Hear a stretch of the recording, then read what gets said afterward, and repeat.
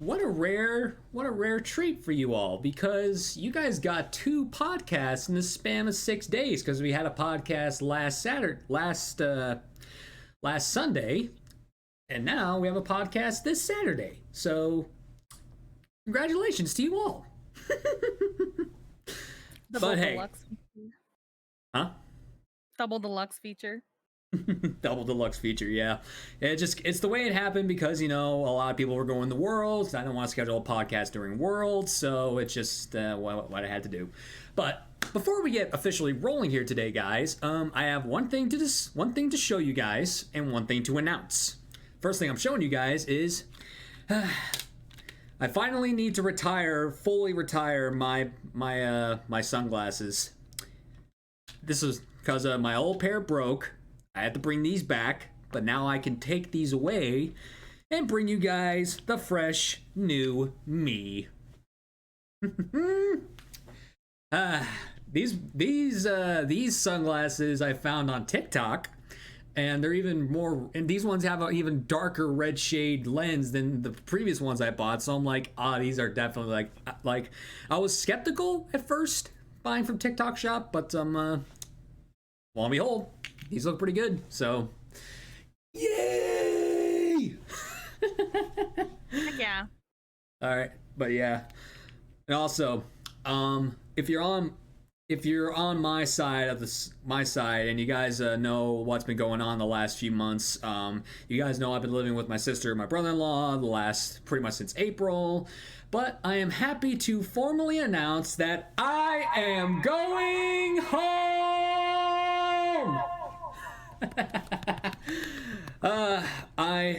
I'm finally going home, guys. I have a new fridge being shipped to my apartment tomorrow, and my internet should be restored by the end of the day. So I might be able to give you guys a stream on Monday in the back in the apartment. But we'll see how that goes.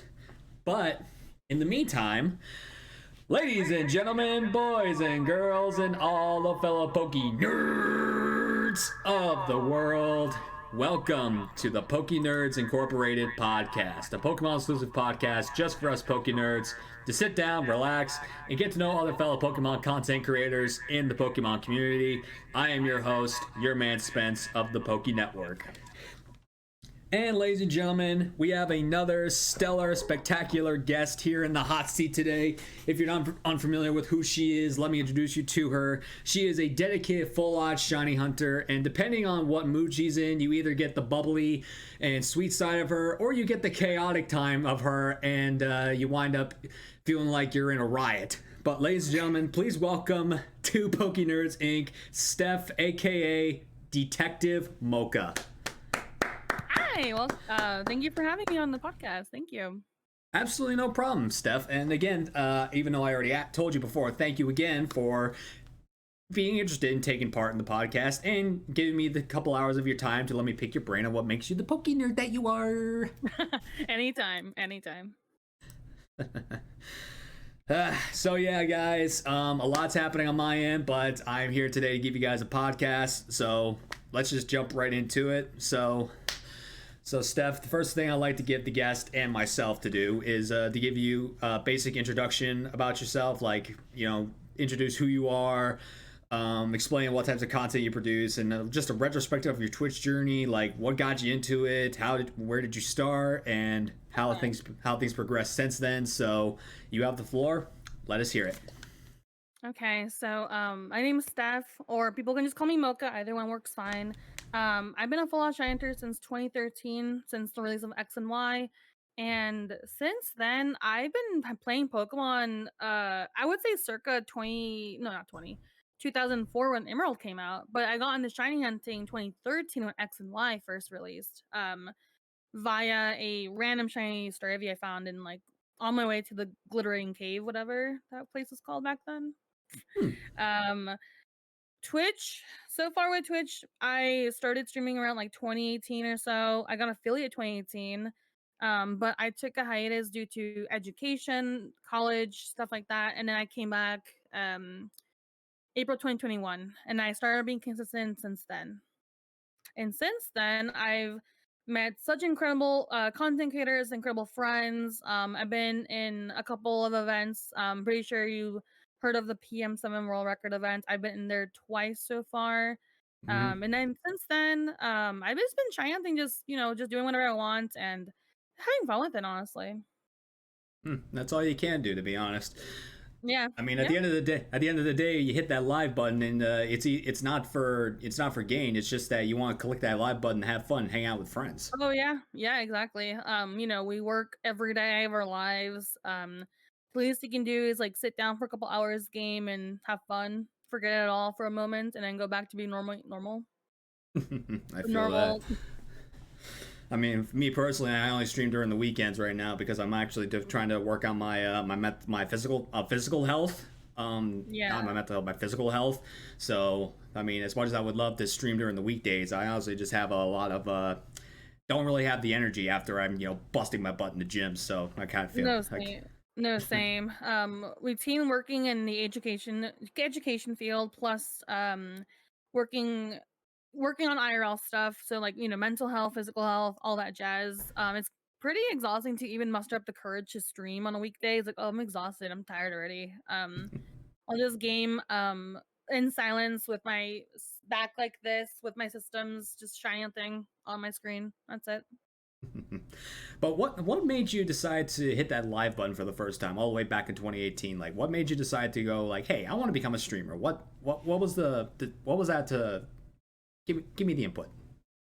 Hmm. I saw other friends back then who were streamers, and it looked really fun seeing them hunt their hunts on Twitch. Um I was like, you know what, why do I not do the same thing as well and just shine hunt my streams or present my streams on a Twitch, right? And since then it's been more like an outlet for me to like share my hunts, what I'm working on with others, and then put those hunts into like long form content on YouTube, which I have done. Actually, my YouTube channel's been progressing slowly. Was uploading like any shine reaction I would put on the channel, but now it's gone to the like more standardized content. It's like the long form storytelling content, which I really like. So it's just become an outlet for me to just meet other people and just see what they're doing and have fun with it. Honestly, I completely understand that. That's one of the reasons why I hit that live button for the first time is just just trying to meet other people and other nerds like myself and just see yeah. their experiences, share my experiences, and just like see how far we can take this. You know. Yeah. Also, I don't go out much, not gonna lie. You and me I both. I learn a lot from others in chat. Like, oh, they tell me stories about themselves, like other culture differences. Like, oh, I didn't know that. I learned in Twitch. Like, it's like a global experience brought to the comfort of my own home without going out and buying a plane ticket myself. But one day I would love to go out and go explore. I would love to go to Worlds. I would love to, or even co-stream it, but you never know. Yeah, I'm gonna do my damnedest to go to Worlds next year. I mean, I couldn't go this year because Yeah. I forgot I didn't sign up during the sign up period because I was dealing with mental nasties. But Yeah. soon as that notification hits and we can sign up for Worlds 2026, I am freaking signing up and I pray to Oh God yeah. I get the 3 day pass and I am going. I think I applied for the creator pass and I got denied the next day. Hey, don't hey if it makes you feel any better, same with me. Dang. Maybe one day, maybe one day, One day. one day at a One time. day. One day. All right. Well, for those of you on Steph's side who are unfamiliar with me, let me introduce you. Let me introduce myself. I'm Spence. This is the Poké Network. I station myself as a variety Pokemon streamer because I do all types of Pokemon content. I shiny hunt. I do Nuzlocks. I do randomizer Nuzlocks, shiny badge quests, traditional playthroughs. Um, I play fan games. I do podcasts. Obviously, I also, as of this year, I'm finally doing Soul Links. So I finally got that under my repertoire.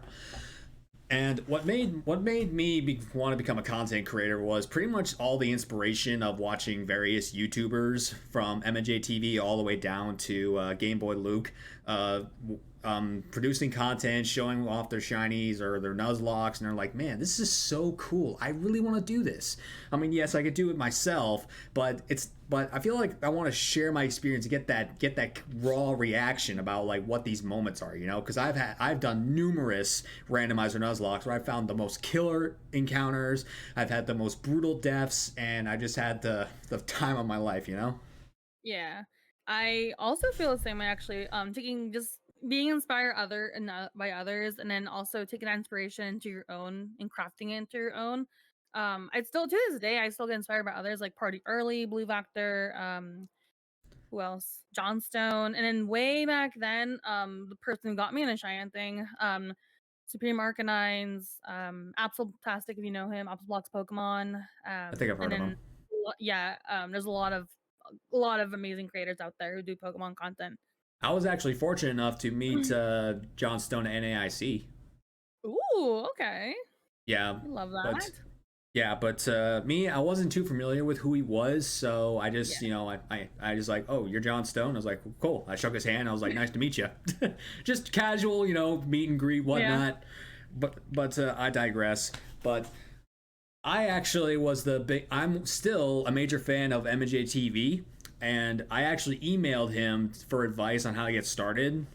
And Mhm. to my surprise, he responded. So that inspired me to want to become a creator. Aw, But I didn't I start love that. until but I didn't start until about June 2020 because that's when the U.S. government decided to give us a little bit of money.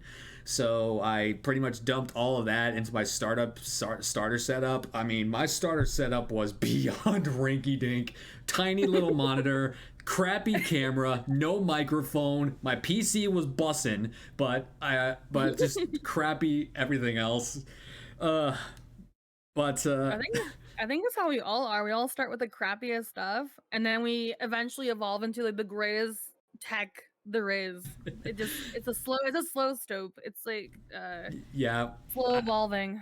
yeah, yeah. Like when I had Sweet Kicks 101 on the show, she told me about the crap top, and the whole chat just blew up saying crap top, crap top, crap top, and I'm like, oh my god, Fun this fun must have been fact, bad. fun fact, fun fact. I stream on a laptop. Fun fact. Oh, you currently stream on a laptop?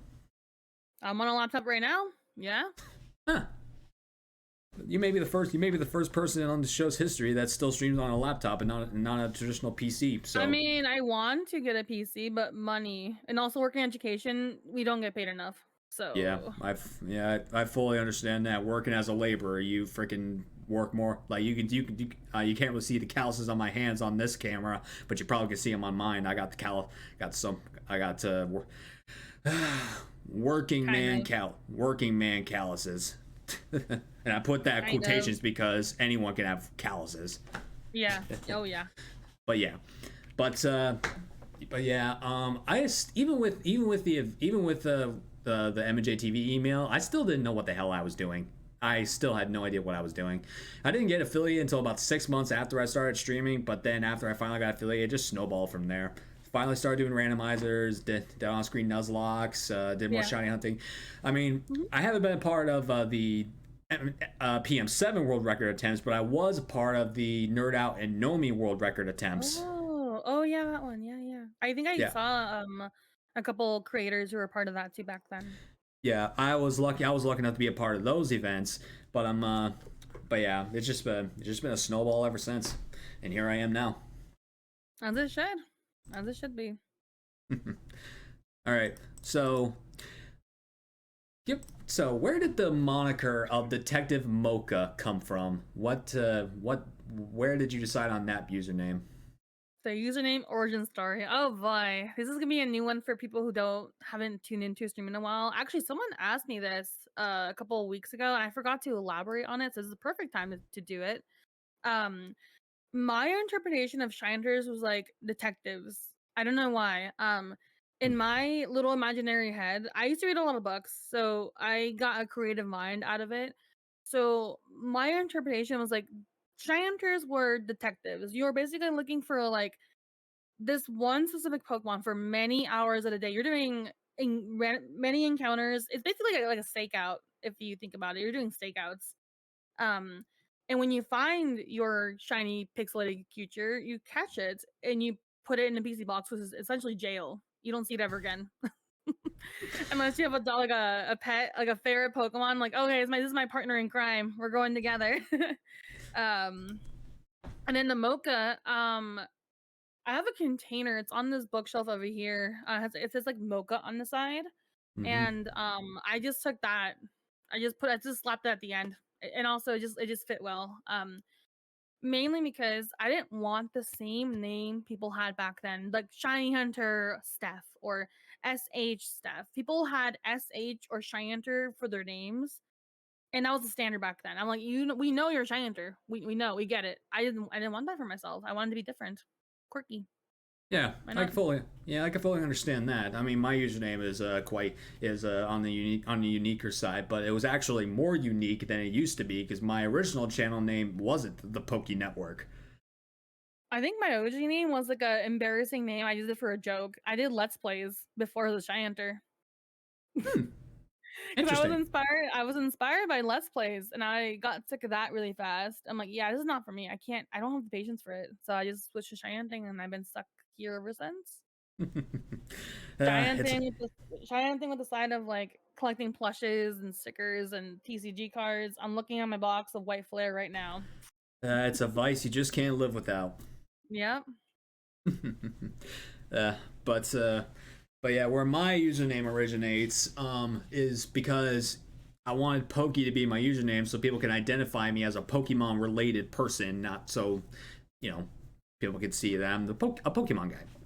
Yeah. But where network came into play, well, it came from my college days because I went for business administration and I had a lot of Okay. courses. I had a lot of courses where there was a lot of group projects, so there was a lot of grouping with other people, and also and just a bunch of networking. So I was like, networking per Poke Network. Yeah. That's where Okay. that came from. But then I put it into Twitch and it's already used, so I'm like, ah, crap. What do I do? So I wanted to try to be unique, and I thought the was too generic, so I put S in front of it and called myself the S Poke Network. And S is literally just my first initial because my legal name is Spencer, so I just put the S in Okay. front. But then that's where the chaos ensued because Twitch doesn't allow you to use hyphens, and I don't like using underscores because I professionally put it as S hash hyphen Poke Network, Oh and then yeah. but on Twitch S and P were right next to each other, so people mispronounce my name constantly. Oh, Not it got so bad to the point where somebody called me Spoken Network.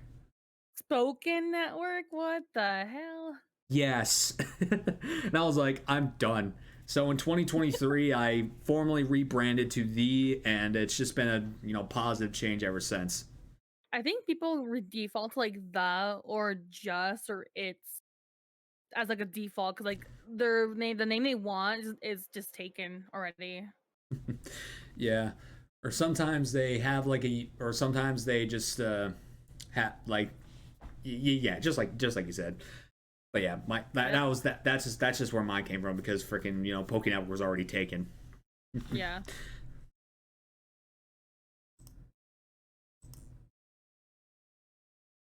Okay, so now that we got the bare basics out of the way, why don't we get down to the nitty gritty on what makes you the Poke nerd that you are? All right. So first and foremost, out of the 1,025 or 1,000 whatever Pokemon that there are on this planet, which one is your favorite? Oh dang it. I only say that because my favorite changes constantly. There is not a single favorite I stick to. I It's see. bad. It's so bad. Right now, I would say more Pico right now, at least, because I came out as asexual this past June, Uh huh. and hangry mode is one part of the flag, and then shiny Morpeko itself is like the other part of the flag. So that's why it's just like a little inner mascot for me, just for me at least. I see. Morpeko. Yeah, you're not the first person who's actually said more Pico on this show. believe it or not. No, really? Who else? My friend Dragon's Rage Alex. Oh, okay. Yeah, it's a popular Pika clone, I would say. Next to the Dedenne, in my opinion. Yeah, my favorite Pika clone to this day is still Mimikyu. I have People no say it's what? I have no thoughts on Mimikyu. I have no opinions, to be fair. That'd be the first time somebody says they don't like Mimikyu. It's like, what the heck happened here? No, I think I know I like it. I just don't have attachment to it. That's a better word, a better phrase to it. Yeah, I don't have attachment to it either. I just out of all the Pika clones, that one would probably be my favorite. But my favorite Pokemon, I think I could say this safely that when people think about their favorite Pokemon, they like to buy a bunch of plushies or buy all the cards for them or have posters about them. Me, I get that Pokemon literally embedded on my skin. My favorite Pokemon is Obstagoon. Oh heck yeah, dude! When Obstagoon first came out, I was like, wait, this is kind of sick, kind of rock and roll guy. Yep. Obstagoon took the mantle and blew it out of the water for a variety of reasons. First reason was, but based on looks alone, it jumped into my top 10 instantly. But then when we finally got to use it in Sword and Shield, I'm like, holy crap, this thing's an abomination. You give that thing a gut set with a flame orb and facade, this thing will wreck through everything if it outspeeds. I have not kept up with competitive since the Weather Wars. That's like the one I stuck to for a while. I'm not thinking about Obstagoon as a competitive mon. I'm thinking about it as a Nuzlocking mon. Oh, a Nuzlocking mon, okay. And yeah. I mean, I honestly don't know how Obstagoon played in the competitive scene back in the Sword and Shield days, but I knew that in traditional playthrough and Nuzlocks, it was a monster. But it became my favorite Pokemon when I decided to make it my channel mascot, because I feel like everyone has a Pokemon they can identify themselves with, or like known name people, like let's see, like Patter, Shady Penguin, MJTV, like you can identify them based on their favorite Pokemon. I wanted to be that type of guy, and no one was using Obstagoon as a mascot, so I was like, okay, mascot, Obstagoon, you're it. And then over time, it just became my favorite. Up to the point where Go ahead. I think people gravitate towards the cuter, cuddly Pokemon as their mascots because they're more memorable. There's more fan art of them than like the other unusual Pokemon picks. Yeah, well, I like to be the unusual kind because I'm more of a mysterious character. And it fits. All right, so as a diehard shiny hunter with over 10 years of experience under your belt, which shiny is your favorite? Let's see. So far today, as of recent, I would say Musharna. I was going for Moona in the Dream Yard, but I ended up going into a patch of grass, the shaking patches, and I found a shiny Musharna that way. I was like, wait, what is this? What? I wasn't going for you in the first place. I wanted the little guy, not the big guy. So it's been Musharna since then. Another one I would say, the Dene, next in line. The Choco Rat. The Choco Rat. As well as Yanma, that fled from me 3 times already. Or twice. One of the two. Is that why, like, on your Discord panel you have a shiny Yanma? Yeah, I've been down bad for It's So Blue for 2 years now. That's why. Well, let's split this way. If Shine Patrol can get his Gligar, you can get your Yanma. I hope so. I mean, after all, if I can find Darkrai, you can get anything. No, for real. I mean, a lot of people know me also as the Cresselia girl. I'm hunting a roaming Cresselia in Diamond, and I'm at 13,000 for it at the moment. So it's a long hunt. I'm also known as the Darkrai guy because I have the unofficial world record for longest on-screen Darkrai BDSP hunt of anyone on Twitch. Oh God. Oh Yeah, no. I entered the 20K club, 20,118 resets with the No. 4,096 odds. Did you no shiny charm? Oh yeah, no shiny charm. Yeah, Oh, shiny charm in that game doesn't work. I forgot. Why did they make that a thing? Why? I don't know. They hate shiny hunters. I guess I have no idea. I hate them. Yeah, but my favorite shiny, Greninja. Very shiny. Flygon in Gen 3. Specifically in Gen 3. Oh, specifically in Gen 3. Mm-hmm. Yeah, The I hate sprite's when pretty. yeah, shinies tend to get saturated with their 3D counterparts.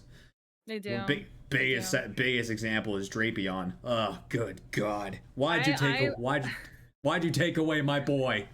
I know, right? This is why I hunted Skorupi in Gen 4, and I don't want to evolve it at all. Not that I don't like Drapion, I just like Skorupi little guy more. I found a Shalfa Skarubi in PLA, and I am not evolving that thing. Don't do it. It's a No, no. It's a I trap. already no no no no no no no no no.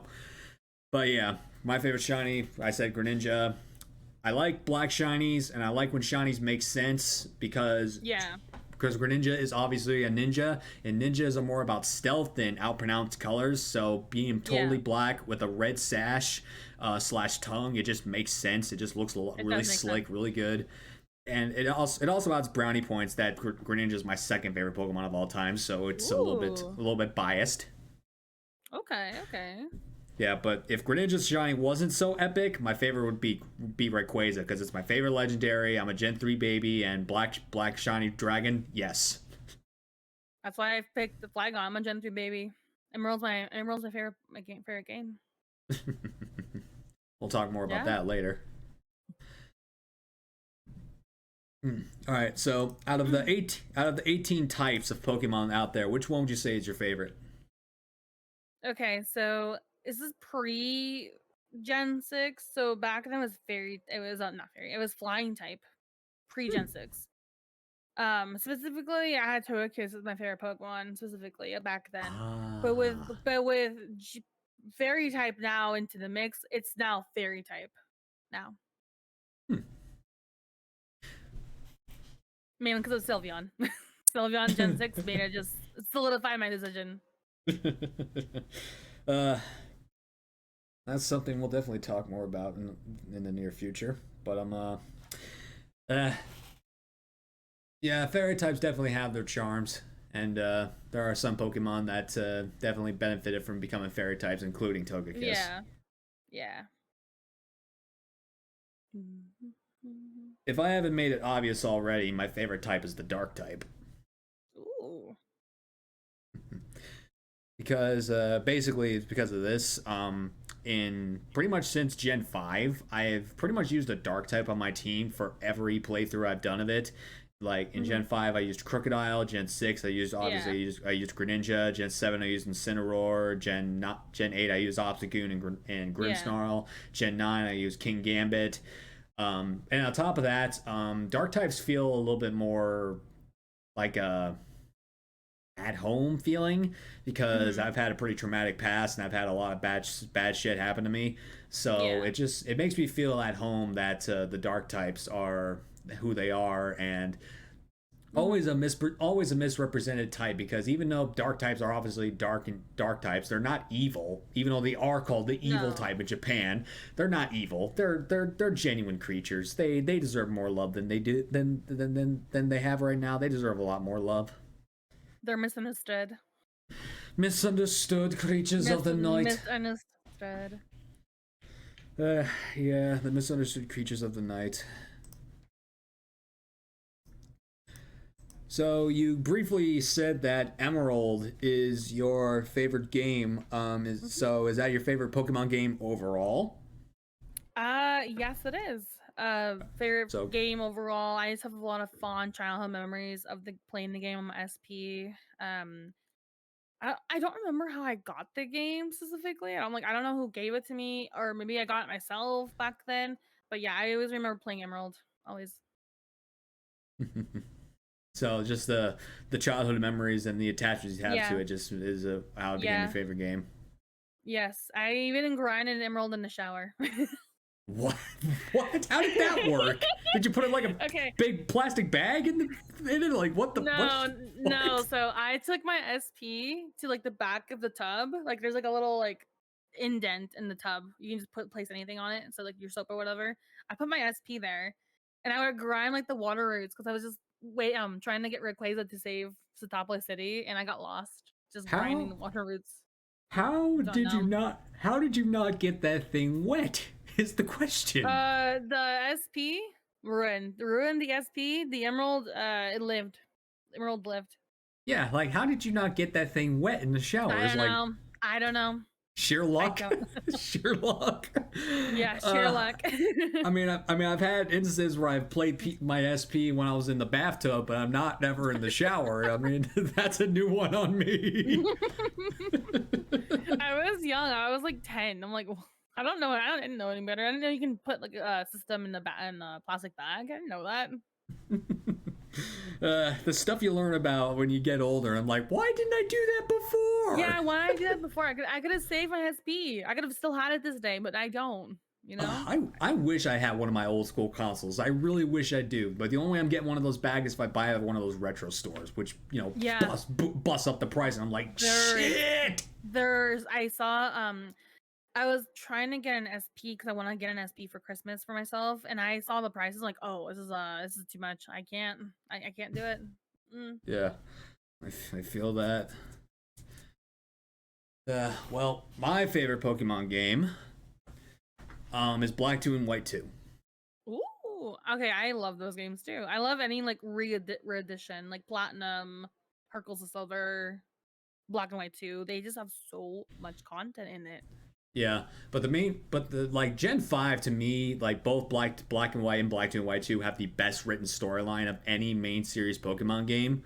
So the fact that Black 2 and White 2 are like a game that takes place 2 years in the future, not like a complete like like a secondary game of it. Yeah. Like it takes place in the future.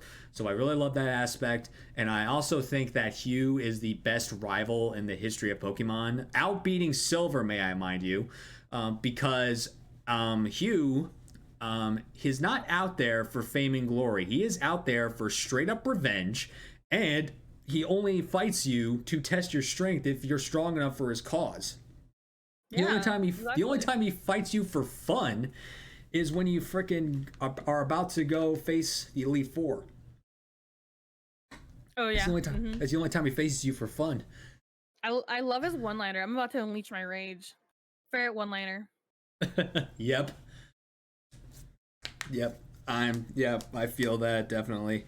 And on top of that, a good chunk of my favorite Pokemon from Generation 5. We got Hydreigon, we got Crocodile.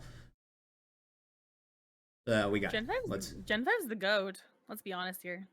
A lot of people shat on Gen 5 in its early days. I was talking about that on my stream the other day. I was like, wait, people give a lot of shit to Gen 5. Like, okay, I did not give shit to Gen 5, but yeah, I saw the hate. I saw it. Yeah. Everyone knows that Gen 5 was kind of like a soft reboot for the Pokemon series, and that included the games. So people gave the games crap because they thought like they didn't need a soft reboot. They just needed a brand new a new series, like a new spin on the series instead of like trying to soft reboot everything. I was like, dude, what the? Are you looking at what's in your hand? It's an extension of the series. It's not a soft. It may look some other aspects of Pokemon maybe doing soft reboot back then, but the games are not. There was over 150 new Pokemon. Yes, it's a kind of like a knockoff of Gen 1. Let's see. We have two. Let's see. We have another 2 legendaries, so that's another knockoff of all the other Pokemon games. But it's like I like to say, Gen 5 aged like fine wine. It got better. It got better over time. People didn't like the inanimate objects as Pokemon. We had Voltorb. What do you mean you don't like Vanillite line? Come on, you know? Like there are some inanimate Pokemon that are fine, but then there are some that are absolute garbage because they are literal garbage. Trubbish. Yeah, I'm not very fond of Garbodor. Aww. Trubbish I can find merit in because it's a little bit cute, but Yeah. Garbodor is like straight up disgusting. I mean, is Gmax? Have you seen his Gmax form? Yes, For it is Garbodor. again, it is beyond disgusting. But before we move on to the next topic, are there any spin-off games that you like? Have you played any of them? I've played Mystery Dungeon, specifically Explorers of Time and Sky a lot, mainly because of the content it has. I started off with Pokemon Red Rescue Team, and then I moved this Time, then Gates of Infinity, then Super, then Sky right after. In that order. I've only I played would say one. the Mystery Dungeon ones are really good to play if you want to look a nice like engrossed side game. I see. I only played one Mystery Dungeon game, Super Mystery Dungeon, and I thought it was fine. But honestly, XD Gale of Darkness is my favorite spin-off game. I have never played those. I never had a GameCube, so I never played Me, those. me neither. I played Shadows of Almia, Pokemon Ranger Shadows of Almia. I played That's that one another. religiously as well. That's another goat. That's my second favorite Hmm. behind Shadows. That's behind XD, but XD took the cake because it's just a really fun game to play. Yeah, Double team always makes you think about gameplay and strategizing, yeah. and freaking they did a lot The of Pokemon animations dirty. In those games, they did a lot of them dirty. Whew, so many funny animations. So many funny animations. It's unreal. Plus, Mirror B's back, and I couldn't like. Okay, You'll actually, the the music though. yeah, you'll actually, a little bit of spoiler. You'll see some of that in a little bit. But before we get to that part, let's go ahead and embrace your chaotic side and tell me what types of types of Pokemon you hate. So, what is your least favorite Pokemon, if you don't mind me asking? There's a lot of bug types I hate. Hmm, I don't like bug bugs. types. I don't like Buzzwole. I'm sorry. Not a fan of Buzzwole. Mm-mm. Mainly because Buzzwole is linked to childhood trauma. That is why. It's because I just don't like mosquitoes in general either. I don't Oh, like I them. see. I I don't see. like Buzzwole. Mm-hmm. That's one I hate confidently. Confidently can say I hate that one. uh, well, we share something in common because my least favorite Pokemon comes from Gen 7 as well. But Oh. where you may think I'm contradicting myself because my least favorite Pokemon and my favorite Pokemon are both dark types. I Oh hate no. I hate with a burning passion Alolan Persian. I thought you were saying Alolan Eradicate. Now, Alolan Eradicate is fine, but Alolan Persian is an abomination. It is Garfield coded. It is. So that those puffy cheeks. It is Garfield coded. Oh, Garfield has nothing to do with it. Garfield has nothing to do with it. Oh. It has to do with the fact that it is, in my opinion, the most disgusting, putridly designed Pokemon of all time, beating a giant pile of garbage. That's And on top, crazy.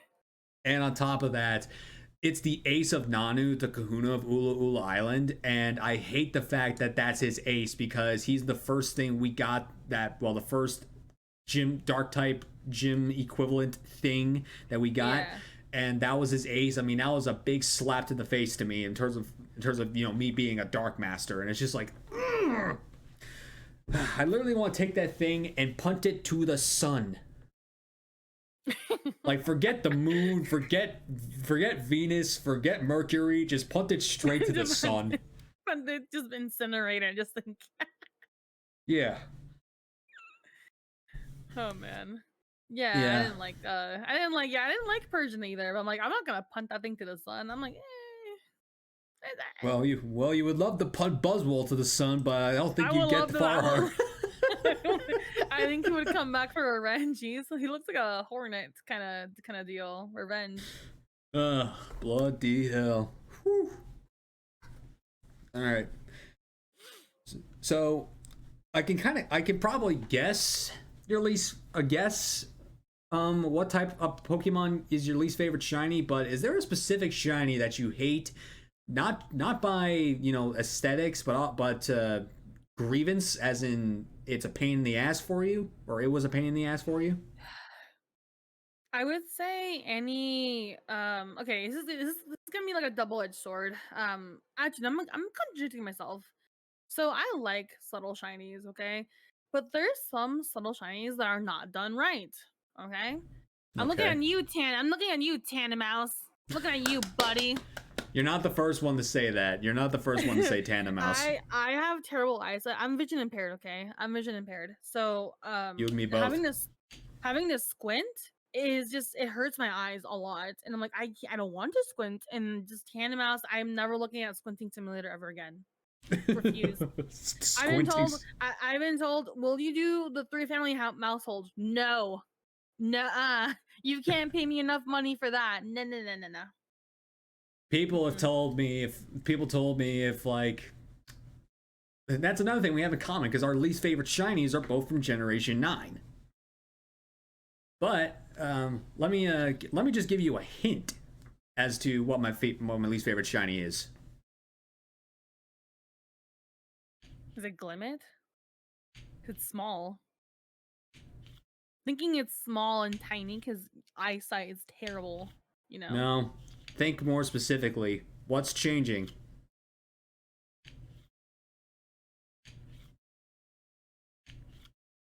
It's not Capsicid, is it? No. I'm thinking there's a lot of subtle shines in that gen. I'm not Capsicid. I have no idea, honestly. I have no clue. Oh wait, is it the Tumbleweed? Is it that Tumbleweed Pokemon? Bramblin? No, but that is another inanimate Pokemon that I hate. It's Charcadet, Armors, and Ceruledge. Oh yeah, the eyes. Like the only thing that changes is the eyes. It goes blue. That's it. Yeah, the stupid eyes. Like literally, people say this is Shiny Spencer because I don't have my sunglasses on. Then they see me with my sunglasses, they're like, "Hey, it's Spence." Yeah. Yeah, that's why I was taking my. like I've been saying this since like day one. If they had just made Charcadet a burnt out charcoal gray color and then swap the color schemes of Armors and Ceruledge, they would have been some of the best shinies in the game. But absolutely not. From Pokemon, we get the worst shinies that were ever conceived. I have tried hunting Charcadet before, and I'm like, use the camera? Yeah. How? What the? Huh? Yeah. No. The sole, and I mean the sole reason that I hunted one of those things is because of two factors. One factor. Okay. A person paying 100,000 channel points. Okay. The person who did it is basically my streaming brother and one of my longtime friends of the channel and also one of the longtime supporters of the channel, Power Punch Plays. So those two factors were the only two reasons. If it was anybody else, I would have been like, sorry, take your points back or choose another mon, because I would have refused. I would have sued them. It was only because yes, it would be like it was because of the sole person that I did that hunt. If it was anybody else, I would have been like, sorry, pal. Pal. Test your luck somewhere else. I'm not doing that hunt. I refuse.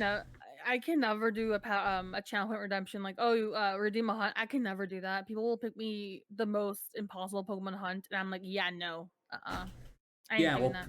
Yeah, well, people have done that to me before. Like literally, one of the reasons I hate Alolan Persian is because someone made me shiny hunt the mother. Are they trying to make you go crazy with your? Yes. What's crazy? I've already lost my mind years ago. You and me both. All right. What about your least favorite type of Pokemon? What was your least favorite type?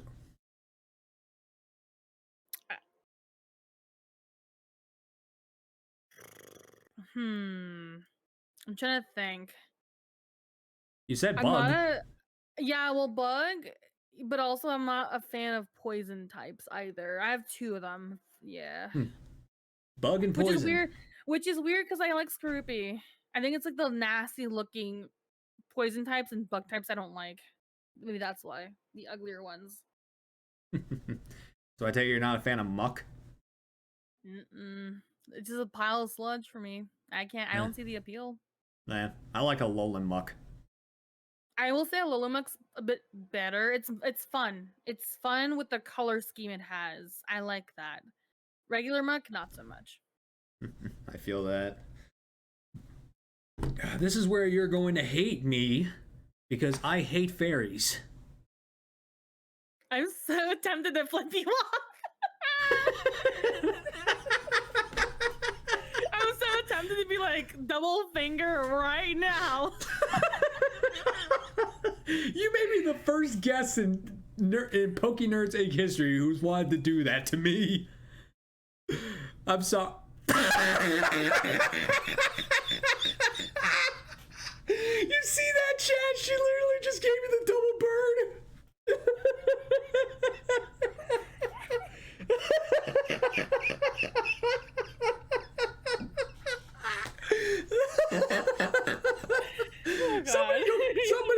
Somebody clip that. Somebody clip that. Somebody clip that. Holy shit. Holy shit.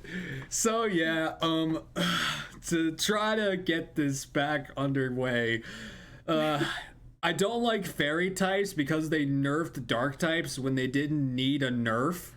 And some fairies don't need to be fairies. More specifically, Granbull. Oh, thank you. Thank God. Thank God you said that because I don't like Granbull. Thank God. Yeah.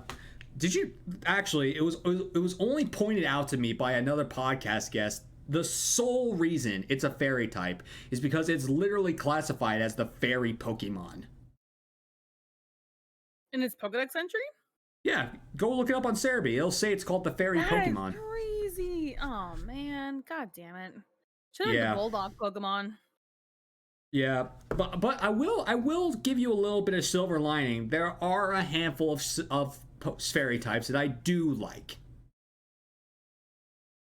Okay, all right. Grimmsnarl, Gardevoir, Togekiss, Mimikyu, Sylveon.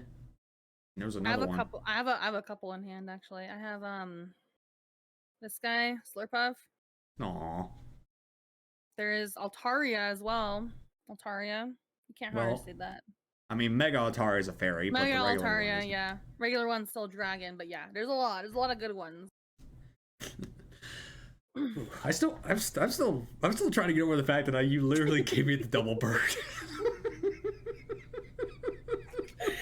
I'll do it again. Please, I might die of a laugh attack. Nah, I'm not doing it again. Holy crap. Just for the fairies. It's like Mr. Crocker fairies. That's me. I'm not Mr. Crocker though. No. Yeah. But yeah. I mean, I actually am using a shiny Grimmsnarl in my SBQ of Violet right now, so I'm Ooh. So I am showing a little bit of love towards fairies, but I'm mainly showing appreciation towards the dark type. It is a good Pokemon, Grimmsnarl. I like it. I think it's good. Yep, me too. Okay. So what about your least favorite Pokemon game? Okay. I am not a fan of BDSP. Is that a hot take? No, that's not a hot take. BDSP is trash. Yeah, I don't like BDSP. I gave it a shot. I only got up to Gym 2 and then I like dropped it. I just didn't go back after that one. It's been stuck at Orbrook City doing Cranidos fossils for who knows how long now. Never beat the game. Never beat it. And the only way I'll go back to it is like if someone tells me or donates enough money to me to like, oh yeah, complete the game and do the Pokédex reward for Manaphy. I'm like, okay, I'll do it now. Okay. That's it. Yeah, I mean, BSP definitely had its fair share of issues, mainly because one, Ilka just severely dropped the ball on the development, and they tried Mhm. to make it a true remake. But the fact of the matter is, they have an enhanced version of those games in Yeah. history. They needed to include those features in that game in order to not make a laughing stock of themselves, and or sort of say trying to think that platinum never existed. And on top Which of is that, sad. yeah, it's just very sad. But freaking it's another slap in the face because the games were literally coded with the same base code for Diamond and Pearl, so the same types of bugs that you can find in Diamond and Pearl, you can find in BDSP. Yeah. Yep. I mean, they tried their damnedest to make it more platinum orientated with the Pokemon in the underground and the uh, distortion room. the Freaking way like the way to get Arceus was like different than the event back then. It was different. what I would have loved is if we like instead of getting the Asia flute right at your house, what I would have loved is if we had like after you complete BSP, you have the save history that you've Yeah. officially defeated Arceus. What I would have loved is if they gave us the opportunity to find the Asia flute in the underground in a time capsule so that way we'd That have would rock. to that would have we would have had to work and dig to find the Asia flute instead of just Hmm. straight up giving it to us. It's like what? Yes, we worked in Arceus for it, but make us work for it in BDSP. Yeah. Exactly. Yeah, but that's just my take. That was actually a fan No. theory that Yeah. I created like long before BDSP came out. Hmm. No, wait, actually, no, I contradicted myself because BDSP came out before Legends Arceus, so freaking Yeah. that's on me. Uh, so this is me. This is also me kind of hating on the generation that created the fairy types, but I hate X and Y. What? I'm sorry. I just think the games are way too easy. The champion is utter garbage. The reason, okay, here's my reasoning. This is why, okay? The reason why I'm doing that, X and Y was what got me into Thing. Literally without Yes, X and Y, I wouldn't be here right now. I Literally. I understand, and I'm not taking that That's with a what grain of salt. I'm not taking it with any grain of salt. Trust me, I'm not. uh, but I just think the games are way too easy, and the champion, just in my opinion, just doesn't is not good. Like yeah. people give beef to Gita on being the worst champion. I think Diantha's the No, worst champion. it's due, I would say it's due to like, you can just turn off the EXP share, we know that. But even then, it's still pretty easy as heck. Because you have pretty solid moves and pretty solid Pokemon at the end of by the end of the champion. So I'm like, okay, Yeah. easy peasy. Yeah, the Elite Fours are pushovers. The gyms are pushovers. Mega Evolution breaks the game, but again, these are issues that I have with X and Y. Maybe ZA will rectify those mistakes, and my opinion might change. ZA is looking pretty good so far. We have Mega Halucha now. Yep, that's another thing we'll definitely discuss later on because we got the news about that bad boy earlier in the week. Oh.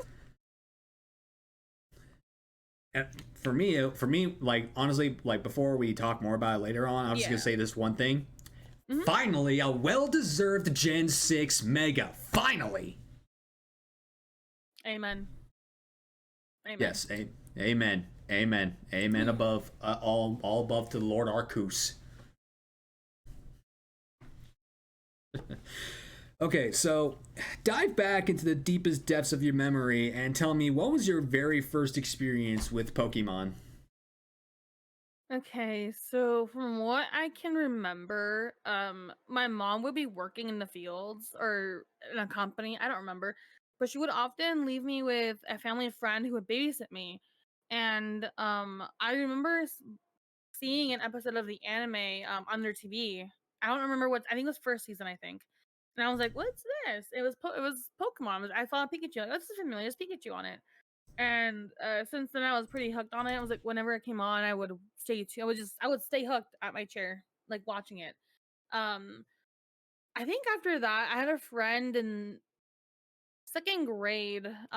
He was new to the area, and I was his friend. I made the initiative to be his friend first, and we both bonded over Pokemon.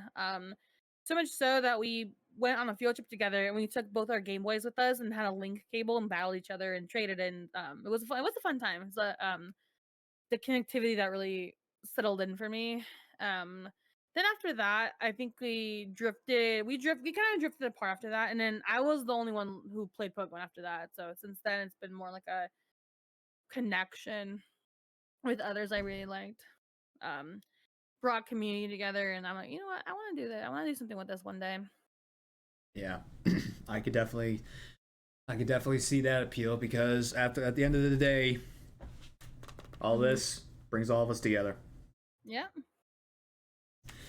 I mean, heck, my stream team, Team Yell, one time I had one of my co-leaders, Beefy the Miner. I literally had him in my house, and we actually did an episode of this podcast in my house together in person. But but yeah, we also did some shiny hunting on top of that. But it's just a prime example about how just small little things like Pokemon just bring people together, and you never know what those paths will lead to. You know? Yeah. Yeah, yeah. Like for me, it all started out with the anime. Well, back then I thought it was a cartoon, but I didn't know Yeah. what an anime was. But Yeah. Anime got me started. It all started with a 3-episode VHS tape of the Oh yeah. Pokemon Shipwrecked. Yeah, yeah, yes, we know, chat. We're old. We watched VHS tapes. Back in my day. Yeah, back in my day, we decided to watch Pokemon on these things called VHS tapes. They freaking looked like a rectangle plastic box with some tape in them. They go into the machine, you press the play button, and the tape rolls to the other side and plays the video. And at the end of the tape, it'll stop, and then you have to rewind it to the other side in order to watch it again. But but my first 3 episodes were Shipwreck, The Isle of the Giant Pokemon, Tentacool, and Tentacruel, which you may not know is actually a banned episode in the United States now. I remember watching those. I remember watching them at some point, and like they're gone. They're gone. It's just like, okay, they're banned. Okay, that makes sense. Yeah, it's actually kind of like it's kind of like how it's referencing the 9/11 attacks. Oh yeah. Yeah, those are the only that's the main reason that episode was banned. Just in the U.S., it's fine everywhere else, but in the U.S., it's like no, it's a no go. No, but it's banned. It's banned. But yeah, after that, it all snowballed. I started looking at Pokemon cards. I still don't know how to play the game, but I liked how the art featured them. Then I started playing the games because my first games were Pokemon Ruby and Sapphire back in 2002. So that was my very first experience with Pokemon playing the games. So that's why I'm a Gen 3 baby. But it's just again, just the smallest things can lead you on a path to to things that you never think were possible. Like just watching 3 episodes of a show just culminated to this. Now we're just grown adults playing Pokemon, a children's game. Nothing wrong with that. Yeah. Do you want to play a children's card game? I don't get the TCG either. I like looking at the pretty cards. I'm with you. I feel you there. Okay. Next up on the show is what I like to call the emote elaboration. So if you wouldn't mind posting some of your emotes in chat and just give us a little bit of insight as to why they're a thing and if possible who made them. Because I know there are emotes that creators make as like jokes or peer pressured into making them. But what are the ones that you have that are like just out there and have a very wild story? And I see you laughing, so you must have a few. I have one. I have one specific. It's me holding a chancla. Me holding a chancla to my camera and being like, you're being hit by a chancla. For those who don't know, if it's I think it's a culture thing. I'm not sure if a lot of people know, but in Mexican Hispanic culture, one of the disciplinary tools was using a sandal. Yeah, I've. You're not. This isn't the first time I've seen this. Like I've watched episodes of professional wrestling where, freaking where female Latin American people, I mean Latin American ladies were Yeah. saying like saying like that they could bust out the la chancla and all this other Yeah, stuff. I got in the chancla and like the belt. That's it for discipline. Other than that, I got things taken away. I memorized like the footsteps of my parents. I memorized like the voices coming up the stairs. I was that sneaky kid. I don't know. It just happened. That's one of them. Yeah, I got a few more hand. I gotta look for them because I recently logged out of Twitch and it reset everything. Yeesh, I Okay, so feel that. let's Yeah, I got see. one that's me screaming at the top of my lungs, going yes. And that was literally me when I found Shiny Darkrai. So Okay, so these right here, all of those emotes I drew myself. All oh, of cool. those. I drew myself. I drew them with my mouse, my computer mouse. That's it. Um, They look pretty good. you'll notice a theme on them. I like to use very simple shapes and opacity to make them look more in depth than they are. It works for me, honestly. I like them a lot. I think they're good. That Esper emotes, I know somebody that would love that one. And by love, I mean hate with a passion. Hate with a passion. I actually drew that one in like 4 hours. A lot of these they either took like 4 hours, 2 days. It really depends. And then I'll do like two more. This one right here. I donated $100 to a friend's stream, and one of her incentives like if you donate $100, you get like a free emote, like a free static emote.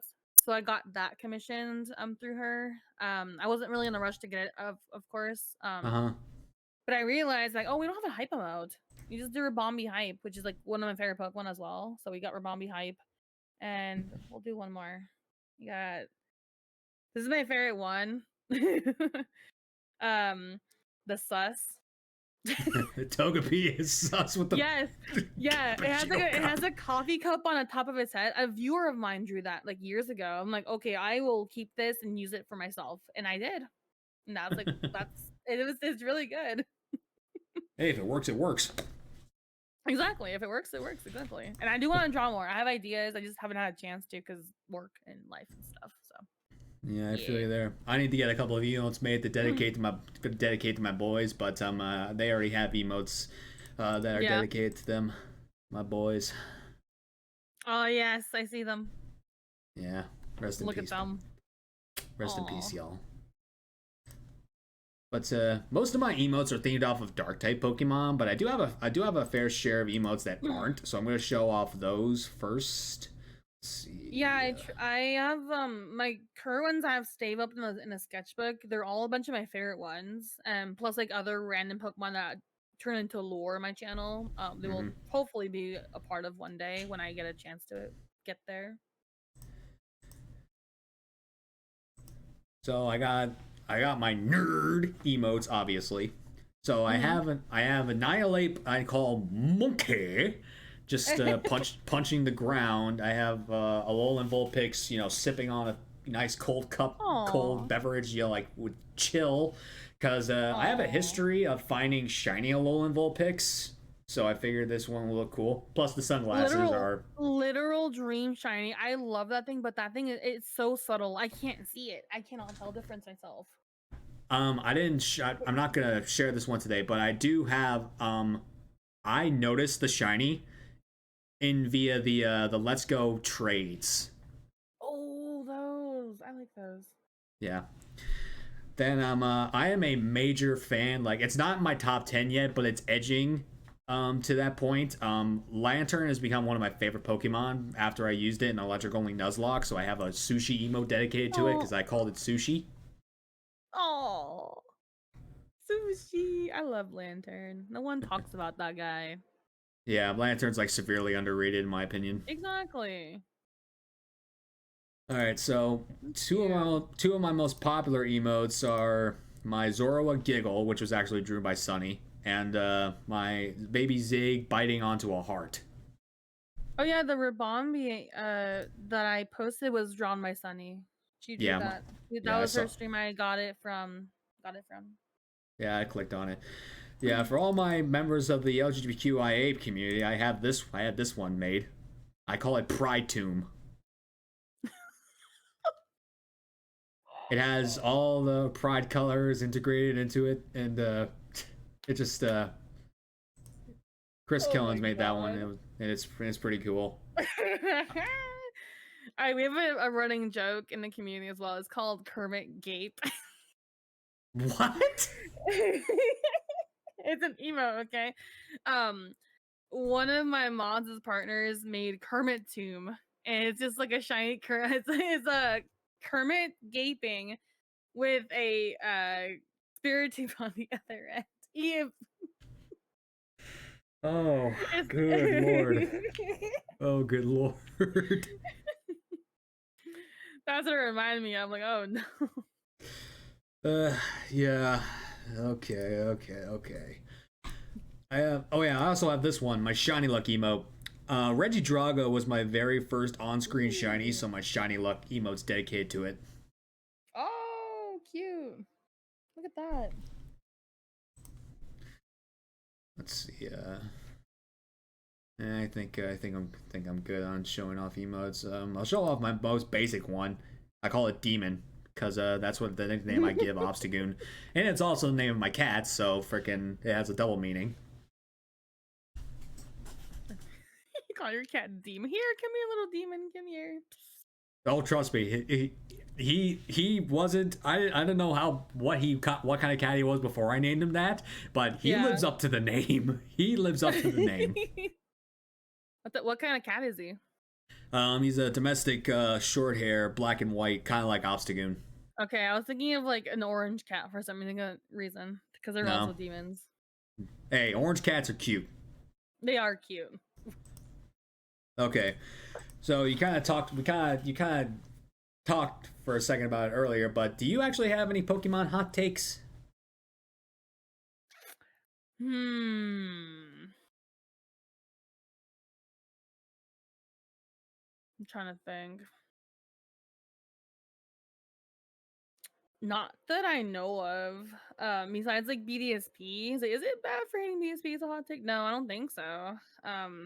I mean, it can be a Not hot take. really. I mean, it could be a hot take. I mean, there are some people that like BDSP. There are some people that don't. So it can be a hot take. Yeah, I just don't like BDSP. Other than that, I don't have any hot takes. I just like Pokemon. I just try out things first before I just give it an opinion, I guess. That's it really. Yeah.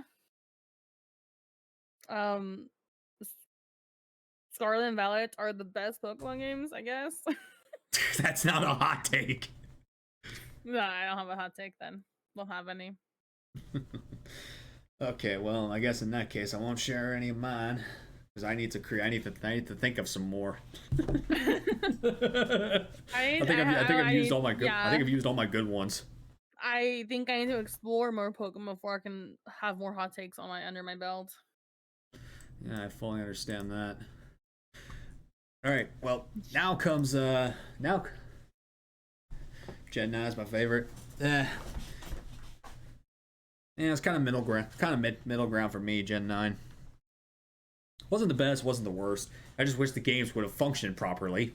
We had to wait. Oh yeah. We had to wait over 2 fucking years for a game console that allowed us to play the games more fluently.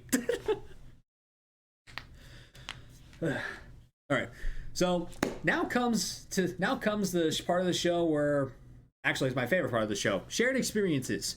So this is where those clips I asked for earlier today come into play. Okay. Okay, give me a second here.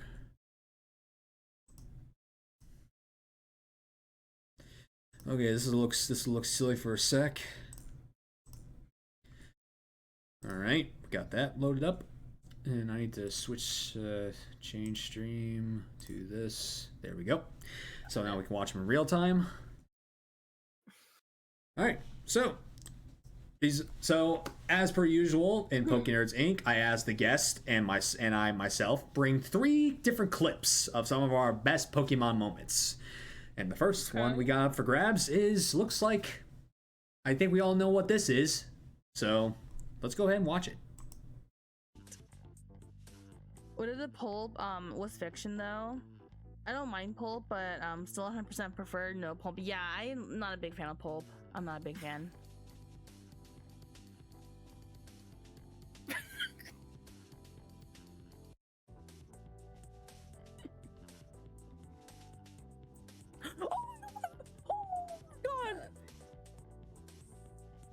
Oh my god!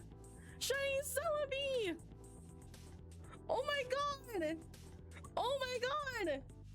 Oh my god, oh my god, oh my god! Shinies! I almost reset! Shiny Celebi! Ah! Oh my god! Oh no!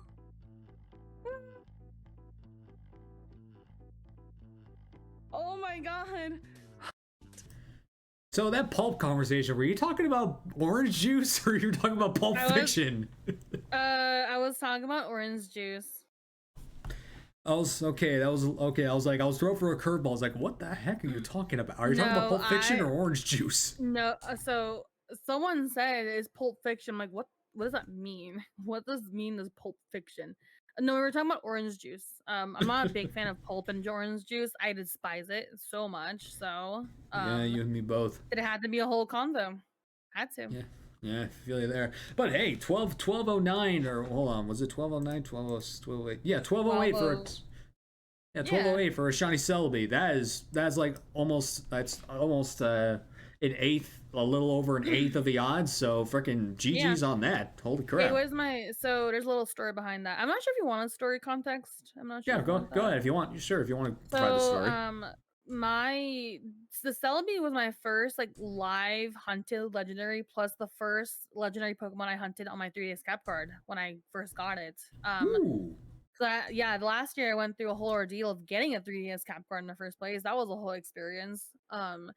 And I hunted, like, why not just do a little bit of Gen 2 hunting? I want to do it for the first time. Just do Celebi speedrun Gen 2. And I got it under odds, so that was cool. And I made a video out of that too. I made a video. Yeah, that's really cool. Yeah. All right, so we were talking about this thing earlier. Well, as it's yeah. I don't like Mega Shiny that much. I like Yanma's a bit more. Oh shit! Shiny Yanma! Speak of the devil. The first, it's so blue. My chat knows. My flesh is beat. My flesh is beat. It's so blue. Oh my god. Well, as it's. Would you say at that point Yanma was your favorite shiny compared to Musharna now? Right now, I think so. For right now, it's my favorite shiny. I don't know. So I used to not care about Yanma. I used to like not care. Like, what's the appeal in this dragonfly thing? Because people back then used to love it. I'm like, okay, cool, whatever. Now I'm like, nah, I like it. I found one myself. I see why people like it. Fair enough. Yeah. Okay, I have no context behind this thing. It's like a 7-second clip, so I have no context behind this. So let's just see what the hell this is.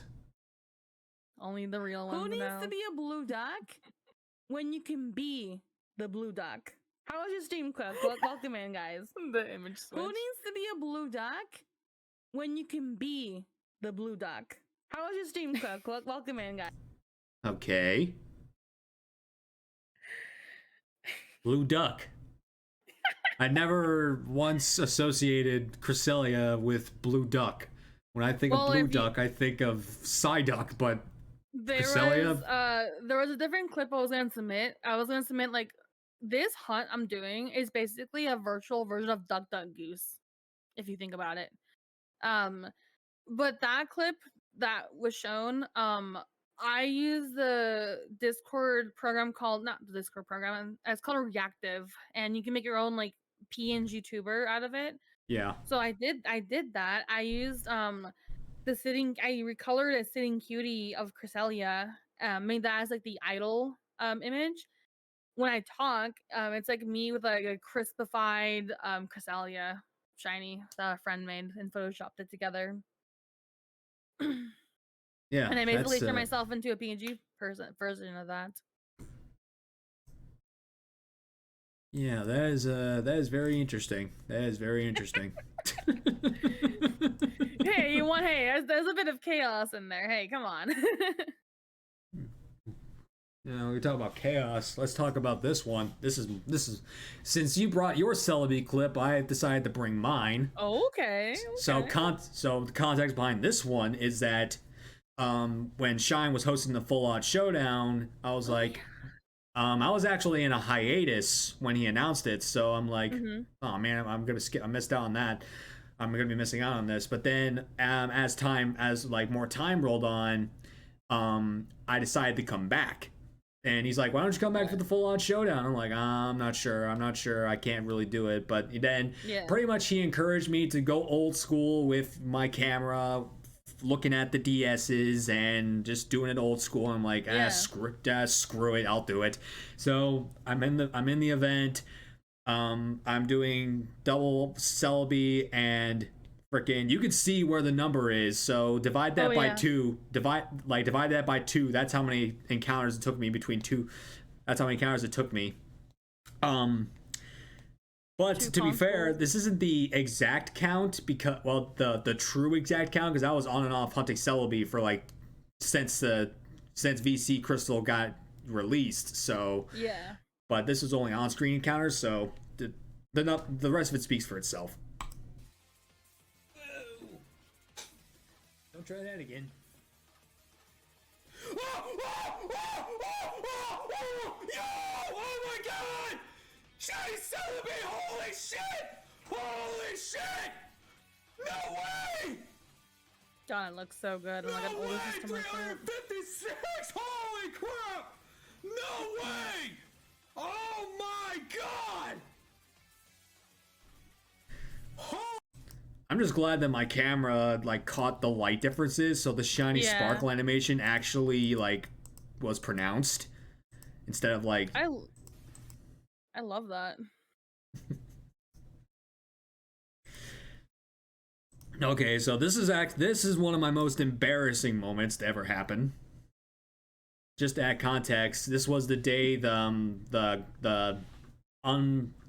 day after the Mightiest Greninja Terror event happened. And when I found out it didn't have Battle Bond, I'm like, yep, I'm shiny hunting it. So I did, and yeah, I wanted a good reaction, but I didn't. So watch.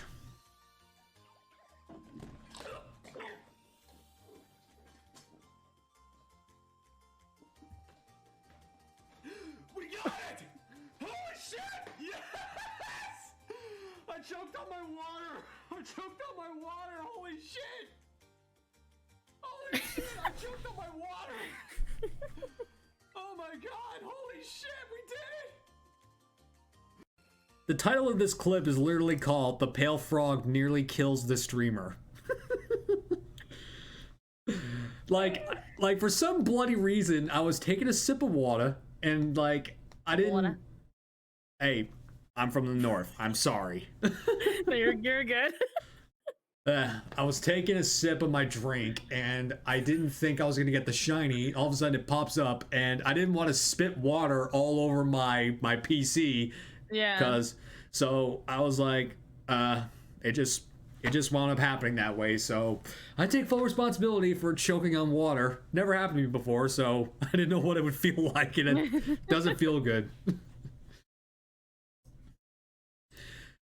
All right, so remember I was talking to you earlier about how I love XD, and one of the parts about it was Mirror B.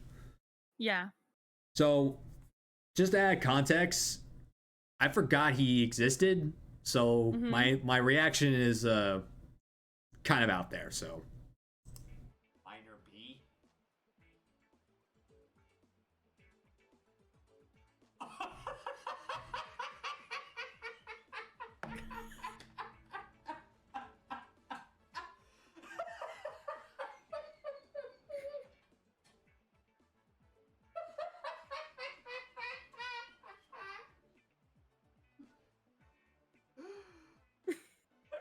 This guy was a thing.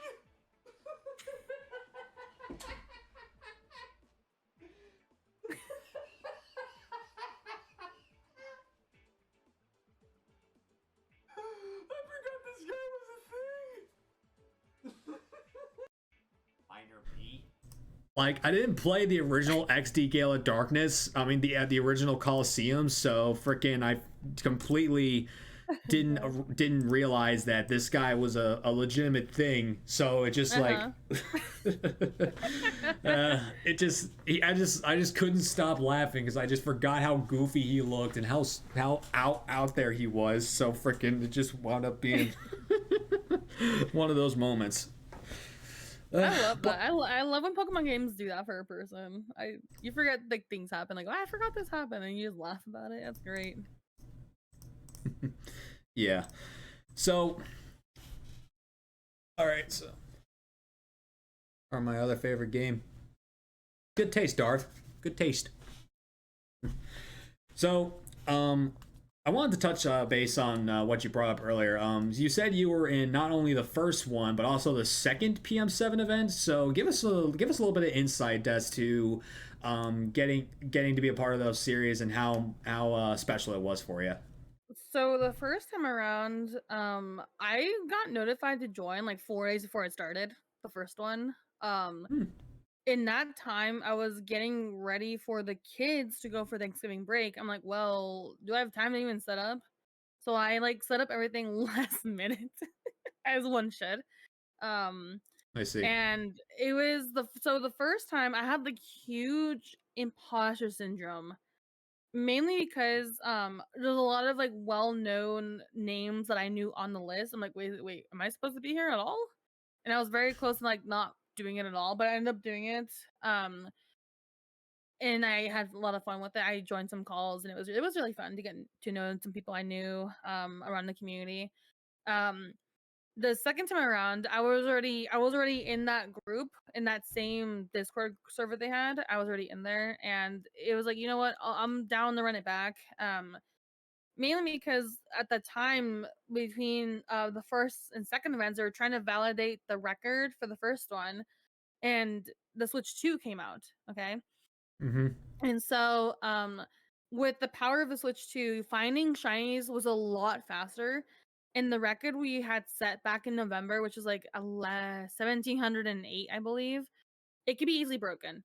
So PM7 was like, hey, let's run it back with like Switch 2 instead, with Switch 2 gamers. It didn't have to be Switch 2, of course. Everyone can just hunt whenever they want. But now we set it to the point where no one else can break the record anymore, I guess. I didn't have a Switch 2. I decided to be like, hey, let's just do Pokemon Ultra Sun, Ultra Moon wormholes the whole time. That was fun. Not really. So I actually have the plaque right behind me. It's like right over there, behind me. Huh, cool. Right, the frame's right there for the first one.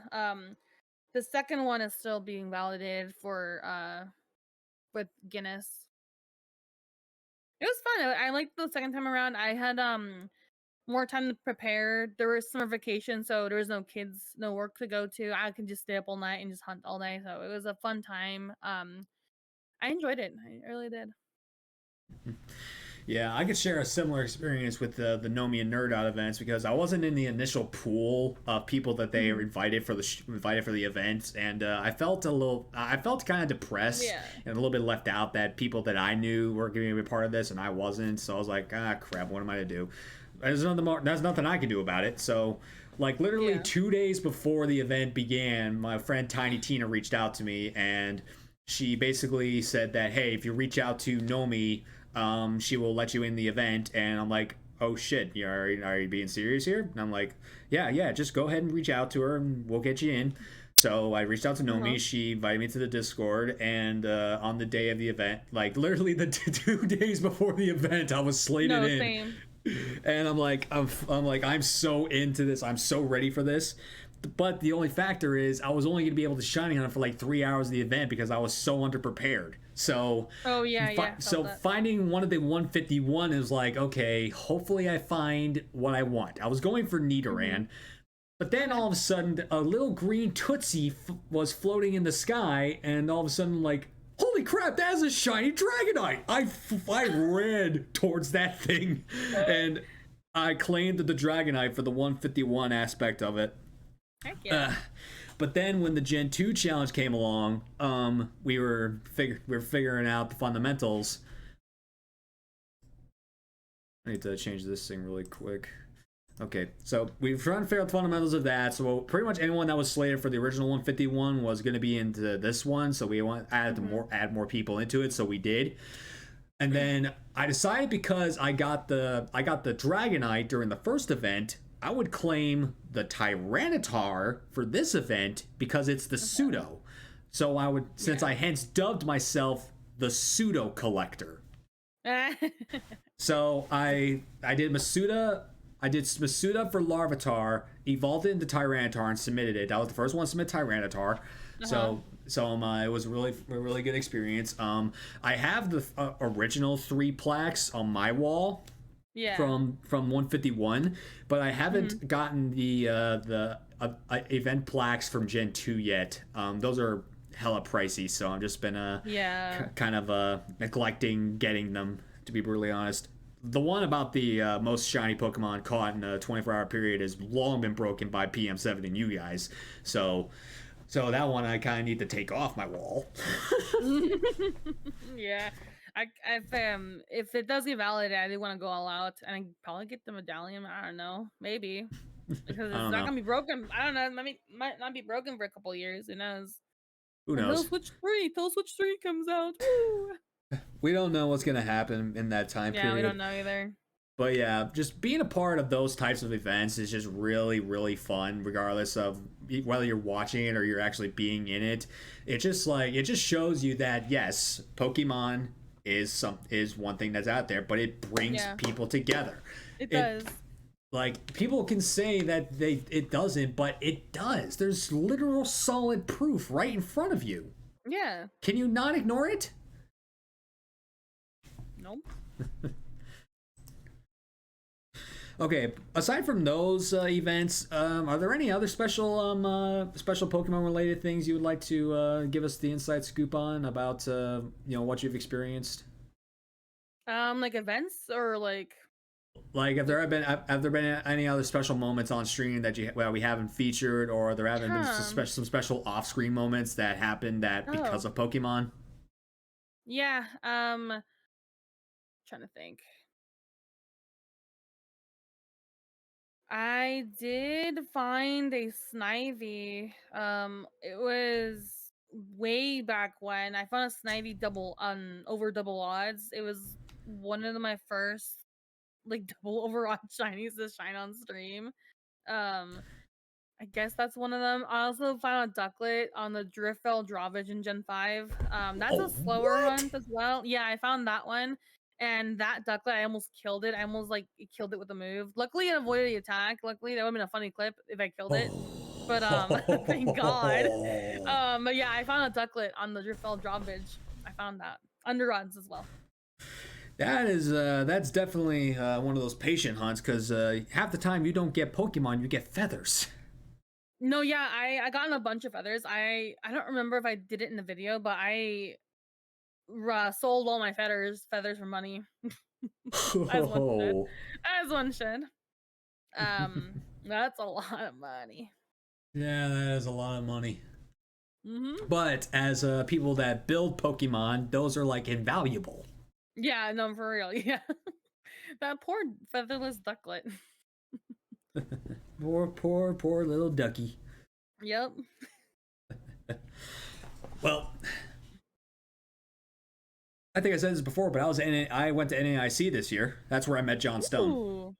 Ooh. But I wasn't just John Stone I met. I also met Quit Panic. I met NERDS of the Future. Mhm. I met one of my friends Zardy from Team Yell. I met some of my new friends that I'm actually going to be seeing this coming October, and who are Louisiana natives. So I'm driving back to New Orleans, drive back to Louisiana to see them. But it was a really fun experience being there to view this spectacle that was the NAIC. I mean, it's nothing compared to what Worlds is, but the fact that I was able to go to NAIC was very fortunate for me.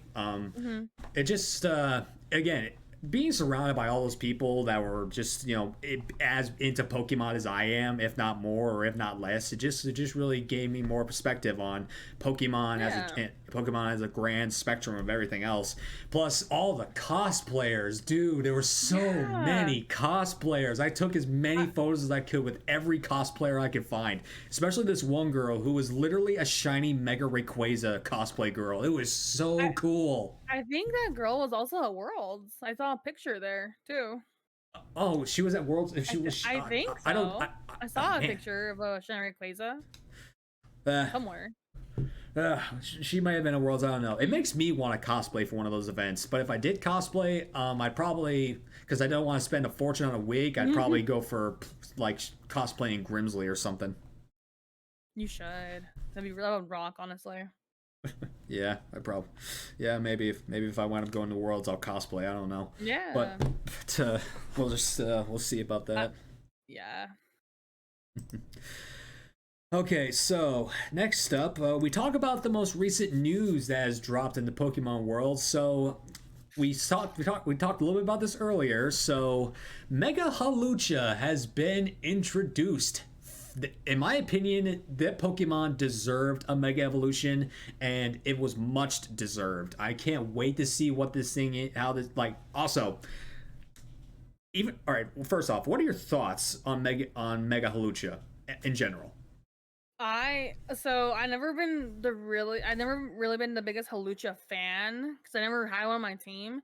But I seen the 6th gen anime with Ash who had a Halucha. I'm like, Pokemon rocks. It deserves a Mega, honestly. To be honest, I slept through that trailer. It was 6 a.m. in California. I'm not gonna wake up for that. I'm sorry. And then when I first saw it, my first instance was Mucha Lucha.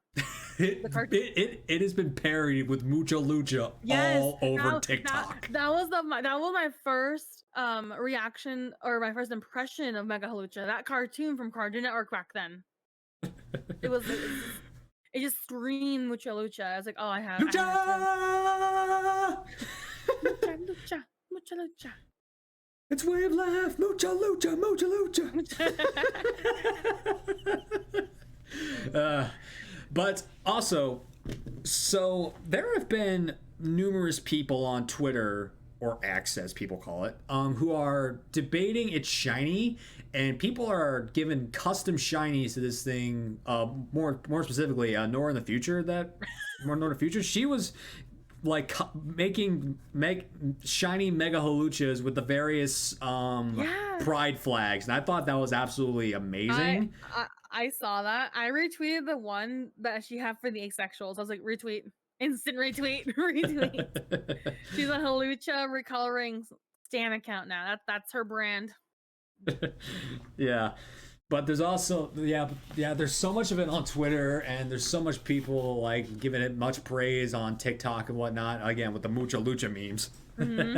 But I think I think competitively, I think at least in like playthrough competitive wise, I think Mega Halucha is gonna make a splash, because I just think it's gonna be one of the I think it's gonna be one of those like very powerful megas that we need for later on.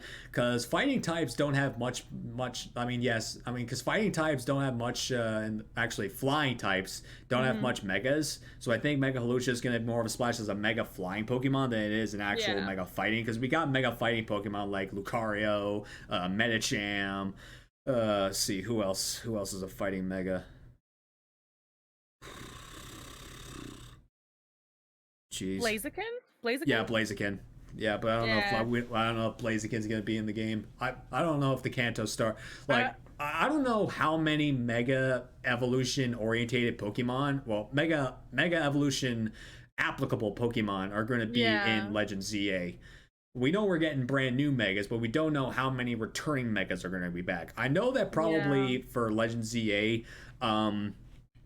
the base Megas that were in X and Y that weren't hacked in, they're coming back. But we don't know what megas that were introduced in ORAS are going to be in this game as well.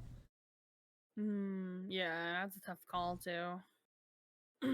Oh, Lopunny is normal fighting. Oh yeah, it is. Yeah. Forgot. Yeah, me too. Because I don't pay much. I also don't pay much attention to the Wabbit. Yeah. But since you didn't go to Worlds, but you did see footage of Legend ZA from Worlds, what did you think of what you saw with Legend ZA from the Worlds demo? I recorded my reaction. It's on my computer somewhere actually, because I was watching at home, so I recorded my reaction, and I saw news, and I was like, "Oh, this is great! This is fantastic! Megas are coming back. TCG, which is a thing.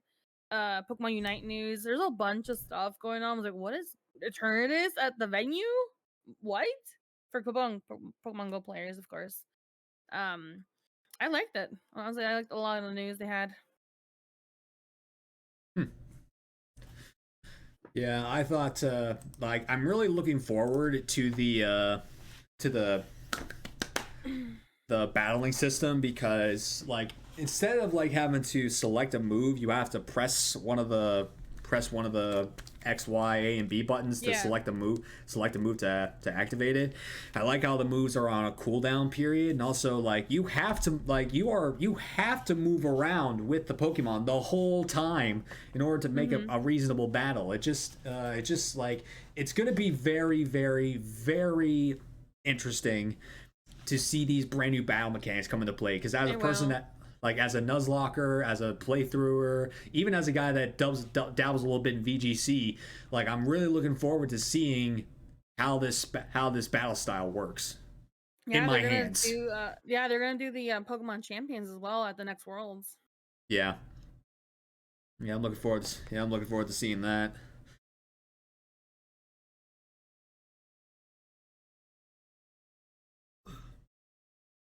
Yeah, sorry, I need a drink.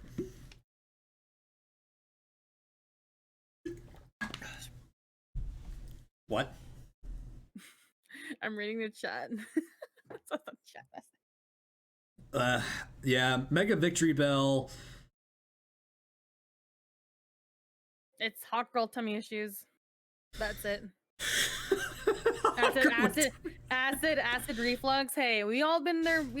Acid reflux is a bitch. It's not great. I'm sorry. Like there were so many things that came up on that. I made a joke about it that is only like well known in my community. So I'm like, me saying it on this show I have to go explain in detail why I said it. Yeah. But I've actually used a Victory Bell before when I did a Shiny Badge Quest Nuzlocke in Let's Go Pikachu and Eevee. I used a Victory Bell, and it was pretty solid mon. People like to sit on it, but it's actually a pretty solid mon. I need to use more Pokemon. I've never used the Victory Bell before.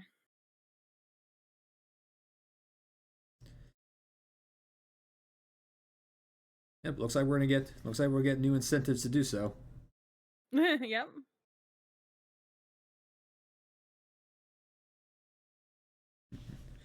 All right, so the last portion of the show is I like to give the guests an opportunity to discuss what future plans or goals that they may have in the future that they would like to either achieve by the end of 2025 or possibly achieve in the future. So, or give us the inside scoop as to projects that you have laid down in the future. So, you have the floor. Let us know what's going on with Detective Mocha. All right, so for the rest of the year, I want to focus on just I think I told this on stream multiple times. I want to focus on the backlog, which is essentially like all the hunts I started throughout the year and then abandoned. Mainly the Cresselia hunt I left since May. I want to go back to that, and then after that we'll go from the backlog. There is the full out showdown coming up for this year, which I want to partake in as well. After that, I think for events, I'm pretty done with events after Full Out Showdown. Then I'll focus on backlog and my own mental health and whatever comes next, and work, and focus on improving my streams more because I do want to aim. This is gonna sound like ambitious as well. I multiple times like the past 2 years or so I've come close to achieving Twitch partner. I actually haven't unlocked the partner app and everything. I submitted it once this year, got denied of course, which is no brainer of course. So I would love to get to that point of being able to apply for partner again. But that's going to take a lot of time and a lot of refining my equipment. We just continue doing what I'm doing, have fun with it, and not stress out about the metrics. Honestly, I think that's like what most people get their head stuck on is metrics. And I was at that point. I was at that point as well. I was focused on the metrics part until like, why am I streaming? What's the point of me sitting down going live? What's my goal? To have fun with Pokemon, right? I collect Pokemon cards for fun, TCG cards. I like the pretty artwork. Shinies. I like shinies that turn different color. I like just doing goofy things on stream, whether it be like sharing my music taste, aka the Sabrina Carpenter album that came out yesterday, and just participating in events that I want to do, not so much of others pressuring me to do, if that makes any sense. Because I've been in events where like I've been in events or I've been suggested events like, oh, you should be in this, you should be in that. I'm like, no, I have turned down stuff before. It's just I don't have to be the yes person. Being the yes person can be exhausting. I did turn down stuff before, which is normal. I cannot be the yes person for everything. So, because life happens in your mental health, and you just gotta do what you gotta do for yourself. So that's like what I have in store. There might be more, but for the rest of the year, it's mainly the backlog. Full on showdown for this year, and then down the line, re-honing myself, and then hopefully get to the point of applying for Twitch partner again. That's yeah. And then also attend to an event in the future, preferably Pokemon Worlds. If not Pokemon Worlds, then I would love to be able to co-stream it. Mainly because of accessibility. I can't drive, so I would love to just able to co-stream it and just like give it to people at home who also can't partake go as well. So that's it. That's it. Very admirable goals to have, and I hope you were able to achieve those in the future. Thank you. From my standpoint, I just want to keep doing what I'm doing, but I will say this right now. There is going to be some major changes with me in the next few months, so you guys stay tuned for that. I will have a video posted on YouTube on the 1st detailing what is to come. Well, give you a little spoiler, or give you a little what's the word I'm looking for, a little tidbit on what's to come. But in terms of finishing up projects, I only have 2 that are on the line right now. My Soul Link with Chaos, which if all goes good, next Sunday on the 7th, the Chaos Network Black 2 White 2 Soul Link Randomizer Nuzlocke concludes. Me and him are ready to take this down. We have to get through the victory road, take on the Elite Four. If we get through all that, we will both win our very first ever Soul Links. This is my first ever Soul Link. I'll get my first win. This is his umpteenth Soul Link. He'll get his first win. Let's get this going. But cheers to that. I also have my SBQ in Violet on the Switch 2. I need to get the ball rolling back on again. Like I talked about in the previous podcast, I am going to take this series into both the Indigo Disc and the Teal Mask. So I have 2 specially designed teams lined up to take on both DLCs. Okay. But in terms of goals I would like to achieve in the near future, if if PM7 decides to do another world record attempt, I would love to be a part of it. So I would love to be a part of that one too. If the Nomi and Nerd Out decide to host the Gen 3 challenge, I want to be a part of that. I got the Full Out Showdown coming up as well, so I'll go back in old school and they'll see if I'll finally be able to get out of the damn sewers. I never saw sign-ups for that because I've been MIA from work. I don't even know if they're up or not.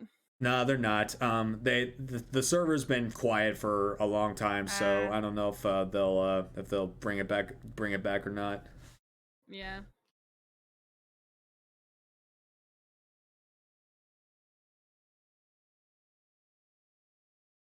Okay. Sorry, I got a text notification on my phone for something. All right. You're good. Let's see.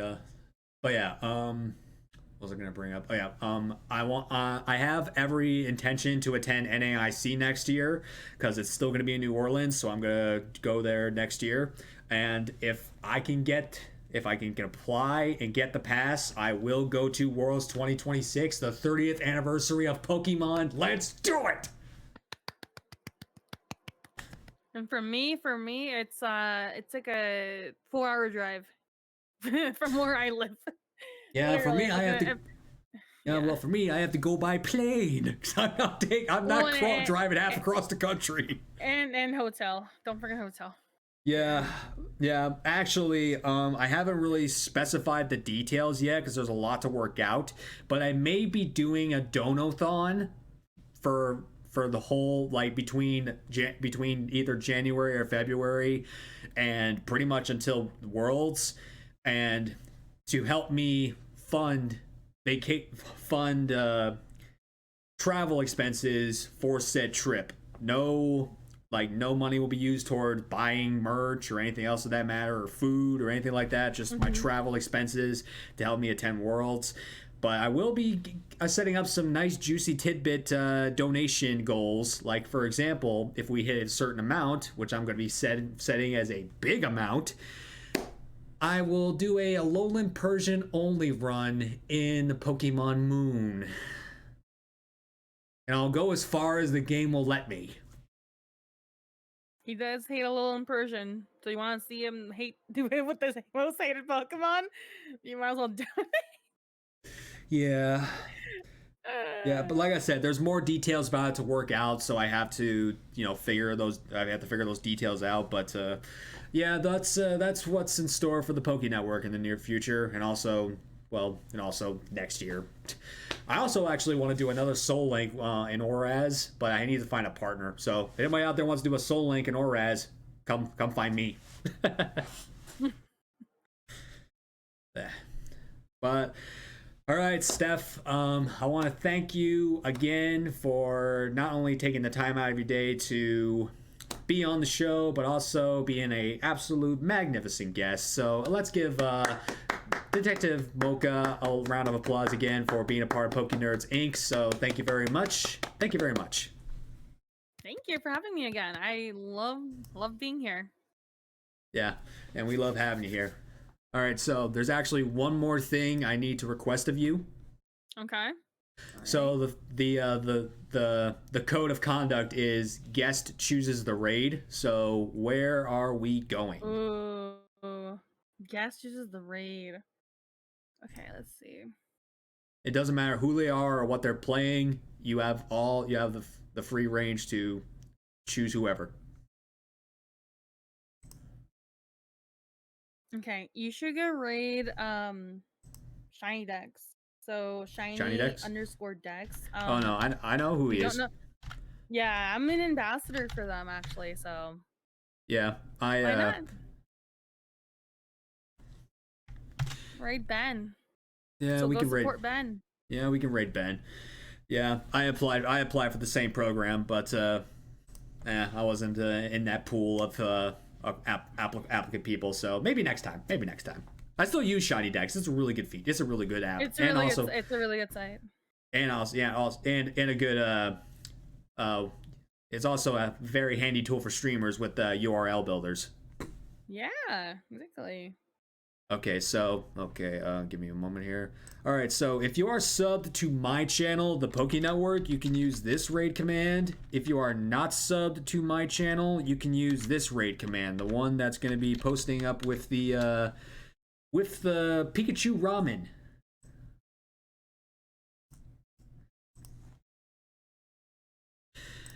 Okay, and I'm going to go ahead and formally start the raid. So, do you have a normal outro that you like to say at the end of every stream, or you just like say thank you for all the support, bye bye, or whatnot? I just say like, oh, thanks for the raids, for the follows, thanks for the supporting stream.